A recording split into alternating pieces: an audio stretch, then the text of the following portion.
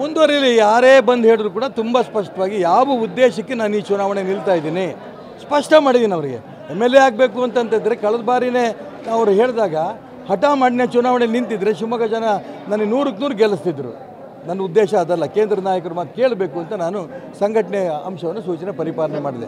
ನಿಮ್ಮ ನಿರ್ಧಾರದಿಂದ ರಾಜ್ಯಾದ್ಯಂತ ಸಾಕಷ್ಟು ಬೆಂಬಲ ಸಿಗ್ತಾ ಇದೆ. ಅನುಕಂಪ ಶುರುವಾಗಿದೆ. ನಿಜ, ಎಲ್ಲರೂ ಕೂಡ ಸಂಘಟನೆ ಉಳಿಸೋಕೆ ಈಶ್ವರಪ್ಪ ಹೊರಟಿದ್ದಾರೆ, ನಾವು ಅವ್ರ ಜೊತೆಗಿದ್ದೇವೆ. ಹಿಂದುತ್ವ ಉಳಿಸೋದಕ್ಕೆ ಈಶ್ವರಪ್ಪ ಹೊರಟಿದ್ದಾರೆ, ನಾವು ಅವ್ರ ಜೊತೆಗಿದ್ದೇವೆ. ಅವ್ರಿಗೆ ಅನ್ಯಾಯ ಆಗಿದೆ, ನಾವು ಅವ್ರ ಜೊತೆಗಿದ್ದೇವೆ ಏನಾದ್ರೆ ದಿನಾ ಎಲ್ಲರೂ ಫೋನ್ ಮಾಡ್ತಾ ಇದ್ದಾರೆ. ನಿಜಕ್ಕೂ ನನಗೆ ಈ ಚುನಾವಣೆಯಲ್ಲಿ ಕೆಲಸ ಮಾಡೋದಕ್ಕೆ ಅತಿ ಹೆಚ್ಚು ಸ್ಫೂರ್ತಿ ಸಿಗ್ತಾ ಇದೆ. ರಾಜ್ಯಾದ್ಯಂತ ನಿಮ್ಮ ಬೆಂಬಲಿಗರು ಯಾವ ನಿರ್ಧಾರ ತಗೋಬೇಕು? ಶಿವಮೊಗ್ಗ ಲೋಕಸಭಾ ಕ್ಷೇತ್ರದ ನಿಮ್ಮ ಬೆಂಬಲಿಗರು ಯಾವ ನಿರ್ಧಾರ ತಗೋಬೇಕು? ಭಾರತೀಯ ಜನತಾ ಪಾರ್ಟಿ 27 ಕ್ಷೇತ್ರದಲ್ಲಿ ಗೆಲ್ಲಬೇಕು.